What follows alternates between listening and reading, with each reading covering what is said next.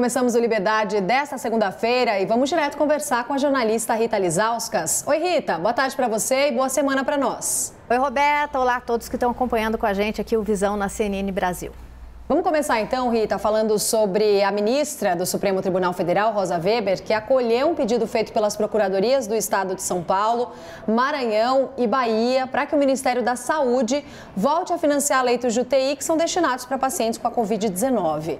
A Procuradoria-Geral Paulista afirmou que essa decisão do STF é uma grande vitória para o estado de São Paulo. O governo da Bahia disse que o número de leitos custeados pela União vinha sendo reduzido nos últimos meses. Flávio Dino, que é governador do Maranhão, afirmou que esse é um direito dos estados e um dever do governo federal. O Ministério da Saúde disse à CNN que os pagamentos de leitos de UTI para pacientes com Covid têm sido feitos conforme a demanda e credenciamento dos estados, sem nenhuma desabilitação ou suspensão. Rita, o que dá para a gente falar sobre a decisão da ministra? Essa é uma vitória dos estados em relação ao Ministério da Saúde e ao governo federal? E sobre os responsáveis pela falta de leitos de UTI, que é uma questão tão grave em diversos estados.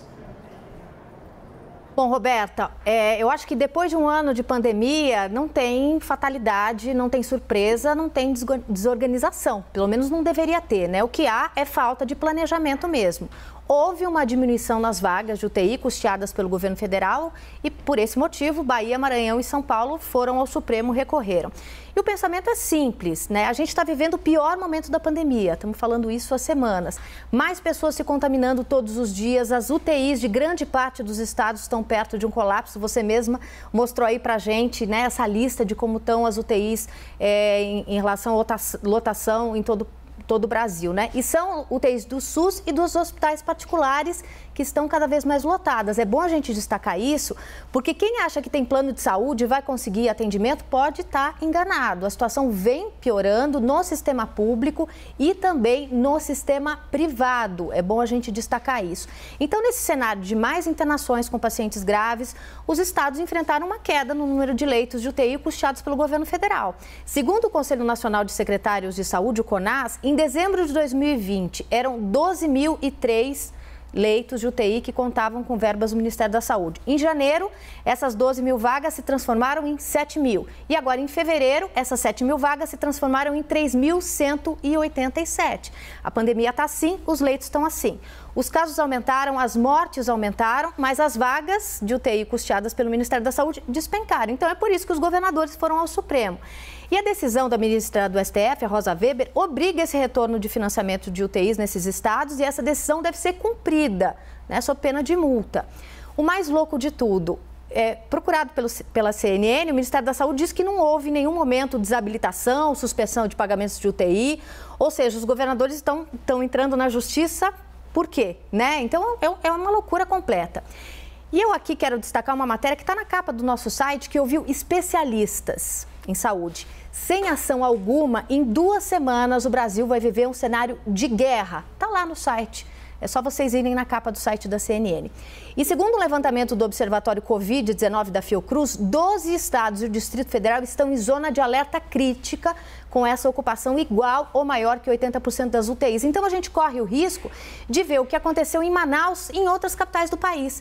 E o que esses dados mostram? A intensa transmissão de Covid no país, uma média de 46 mil casos, um valor mais elevado do que em meados do ano passado. A gente tem mais de 1.000 mortes todos os dias por todo o mês de fevereiro. Nenhum estado apresentou tendência de queda no número de casos, no número de óbitos. Então, se a gente for pensar em tudo isso, estatisticamente não havia motivo para essa diminuição drástica no número de leitos. A pandemia vem escalando nos últimos meses. A gente tem as novas cepas do vírus, falamos disso também há meses. Tivemos Manaus, tivemos as aglomerações de festas no final do ano, tivemos o carnaval, temos ainda a aglomeração. Então, não haviam e não há dados que justifiquem essa redução no número de leitos. O que o governo federal está fazendo? Pois é, ontem, domingo, a gente se segue as redes sociais do presidente da República, você vê que houve ali uma reunião no Palácio da Alvorada para tratar de pandemia, de vacinação, de auxílio, que bom, né? A pauta dessa reunião foi postada pelo próprio Bolsonaro. E no final desse encontro, o presidente postou uma foto da reunião e eu convido vocês a irem em qualquer rede social na página do presidente. Nessa reunião, todos os participantes tem um simbolismo na foto. Todos os participantes da foto. Jair Bolsonaro, sem máscara. Ministro da Saúde, Eduardo Pazuello, sem máscara.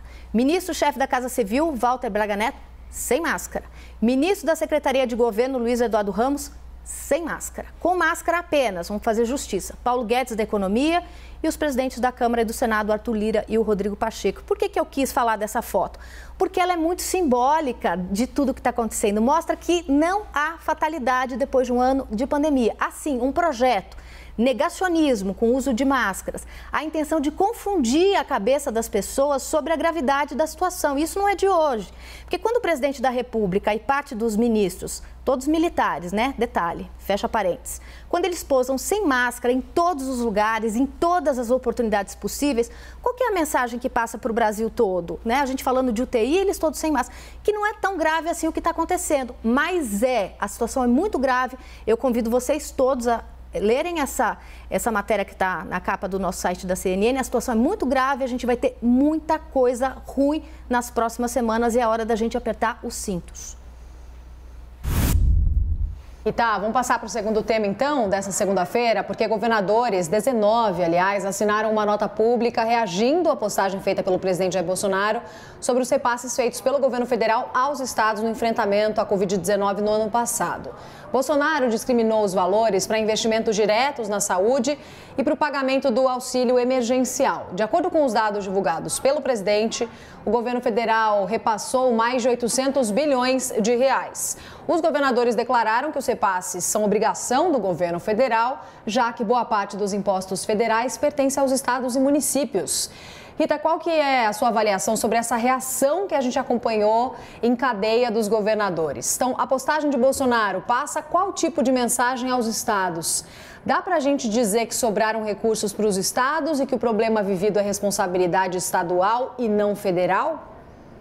Ô Roberto, o que está acontecendo mais uma vez são insinuações sobre a ação dos estados. E qual que é o objetivo do presidente e do ministro das comunicações dele, o Fábio Faria, que está ajudando, divulgando esses dados, quando eles fazem uma lista ali com os valores de repasse para os estados de uma forma completamente descontextualizada. Ele fala, olha, eu passei 135 bilhões para São Paulo, passei 67 bilhões para Bahia. O que eles querem fazer? Eles querem confundir a opinião pública, né? Querem passar a imagem de que os governadores estão nadando em dinheiro e que qualquer problema causado pela pandemia, como a falta de leitos, como a gente falou, a culpa é dos governadores. Apenas um parênteses aqui, esse repasse de recursos para os estados não é favor, é uma obrigação constitucional. O governo arrecada os impostos, imposto de renda, IPI, e distribui para os estados. O Pacto Federativo define como a receita desses tributos que são arrecadados pelo governo deve ser distribuídos pelos estados. Então, não é doação, não é favor, é obrigação constitucional. Da mesma forma que é obrigação do Ministério da Saúde cuidar da saúde das pessoas, comprar vacinas, vacinar todo mundo, como ele está tentando também passar para os governadores. Ou seja, tudo mais uma vez uma nuvem de fumaça. O Jair Bolsonaro, o presidente, ele é incapaz de unir o país. Ele investe exatamente nisso, no conflito, na desunião, no bate-cabeça. O que devia estar sendo feito agora, né, em vez dessa discussão? Tinha que estar tendo uma reunião entre o presidente da República, entre os governadores, um gabinete de crise para discutir lotação das UTIs no Brasil inteiro, a velocidade da vacinação, o que precisava ser feito, todo mundo junto, todos os estados e o governo federal combatendo o coronavírus, a miséria causada pela paralisação da economia. O Brasil precisava de ação conjunta, de comando central, discutir lockdown, discutir auxílio emergencial, auxílio aos empresários, que também estão sofrendo, obviamente, discutir a compra de vacinas. E o que a gente vê? O presidente atacando governadores com a ajuda de ministro nas redes sociais. Ele tenta tirar o corpo fora, coloca a culpa nos outros, mais ou menos como ele fez na história do diesel ali dos caminhoneiros. Então, assim, o que a gente está passando é uma temeridade. Nenhum país do mundo está enfrentando uma guerra interna como essa, né? Enquanto a gente está sendo bombardeado por uma guerra externa que é do coronavírus. A gente precisava de ações conjuntas, não de briga. E por que o Bolsonaro faz isso, na minha opinião? Porque ele está de olho em 2022. Então, ele não quer que nenhum governador se destaque no combate à pandemia, entre eles o governador João Dória, tem também Flávio Dino, tem o governador da Bahia. Então, assim, muitos governadores, obviamente, têm pretensão de se candidatar em 2022. Então, o que ele prefere? Ele prefere pregar o caos, deixar os governadores se desgastando junto à opinião pública e o povo que se dane, né? No fundo, é isso que ele está fazendo. Terceiro assunto então, Rita. O presidente Jair Bolsonaro voltou a criticar a decisão de governadores de adotarem medidas restritivas contra a Covid-19 neste momento, como o fechamento de comércio e a suspensão de circulação em determinados horários que a gente vem acompanhando, tudo diferente em cada região. Durante um evento no Ceará, Bolsonaro afirmou que os governadores que destroem o emprego devem bancar o auxílio emergencial e que não podem continuar fazendo política para jogar para o colo do presidente da República a responsabilidade sobre esses pagamentos. Nas palavras dele, claro. Rita, como é que você avalia a declaração de Bolsonaro em meio a essa alta que a gente tem aguda de internações e mortes pela Covid-19? Como é que o governo federal e os estaduais podem equilibrar para resolver ou melhorar os problemas da saúde e também da economia dos brasileiros? Deviam estar todos juntos, né, Roberta? Agora, se os governadores, como o presidente disse, têm que pagar o auxílio emergencial, se os governadores têm que ir ao mercado de vacinas com o pires na mão para comprar ali vacinas que o Ministério da Saúde não comprou, já que os governadores têm que se organizar para tentar frear o aumento no número de casos de coronavírus, né, por falta também de uma ação unificada, eu fico aqui pensando, então para que existe governo federal? Né? Não é para pagar auxílio, não é para comprar vacina, não é para resolver o caos, não sei para que existe. Uma coisa que o presidente fez esse fim de semana e que me faz acreditar que ele tem método, né? Que é descredibilizar os governadores, enfraquecê-los e, de quebra, ali, debilitar as ações estaduais para tentar diminuir a circulação do vírus e evitar o caos nos hospitais. O presidente Jair Bolsonaro publicou também nesse fim de semana nas redes sociais imagens de pessoas protestando na frente da casa do governador do Distrito Federal, Ibanez Rocha. Ele decretou o lockdown do Distrito Federal semana passada. Por quê? Porque não há mais vagas de UTI na capital federal. Simples assim. Ele quer cortar a circulação de pessoas para não acontecer no Distrito Federal o que aconteceu em Manaus. Então, as pessoas estavam ali na frente da casa do governador, todas aglomeradas, pedindo pelo fim do lockdown. Tinha mais cartaz do que máscara, né? E a ironia é que se alguém se contaminar ali e necessitar de leito de UTI, não vai ter no Distrito Federal, né? É a ironia. Nesse caso, o que o presidente fez? Falou para as pessoas, gente, não se aglomerem, vamos discutir. Não, ele compartilhou as imagens, sem dó nem piedade. Ou seja, nenhum governador vai ter coragem de fazer o que deve ser feito, né? Que é diminuir a circulação das pessoas para tentar ali cortar a circulação do vírus. Como é que os governadores vão fazer isso sem apoio do presidente da República? E pior, não é sem apoio, com o presidente da República usando o alcance gigantesco que ele tem nas redes sociais, jogando a opinião pública contra os governadores. Então, assim, é insano o que está acontecendo, é surreal. As pessoas estavam lá na porta da casa do governador Ibanez Rocha, com cartazes, gritando queremos trabalhar. E é claro que as pessoas, elas têm que se preocupar com o próprio sustento, óbvio. Né? Tem muito sentido isso que as pessoas fazem, todo mundo se preocupa com isso. As empresas também têm que se preocupar em não quebrar. E esse risco ocorre quando acontece um lockdown. Elas fecham, a empresa pode quebrar.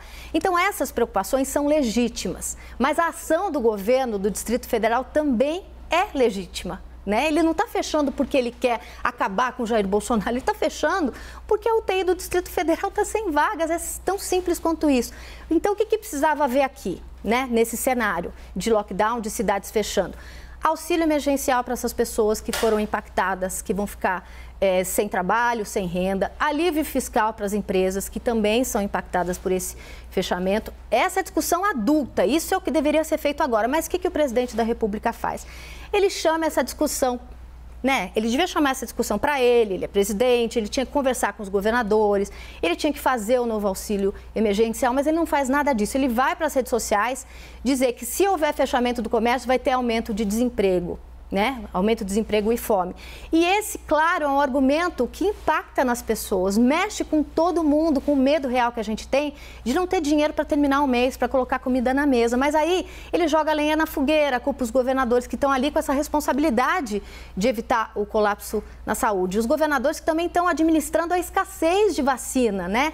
Quantos lugares já pararam a vacinação porque não tem vacina para todo mundo? Então, quando ele joga a culpa nas costas do governador, ele joga a opinião pública também contra os governadores e a situação não resolve. As pessoas não podem ter de escolher entre viver e comer. Não é uma escolha legítima. A gente precisa ter uma discussão sobre como interromper a transmissão do coronavírus sem que as pessoas passem fome. E isso não acontece nas redes sociais, jogando opinião pública contra governador. Não é assim que se resolve. É por isso que Jair Bolsonaro foi eleito presidente da República. Ele tem que governar, né? Não incensar os ânimos, não jogar lenha na fogueira. E ele está fazendo isso o tempo inteiro, Roberta. Tá certo, Rita. Obrigada. Até amanhã.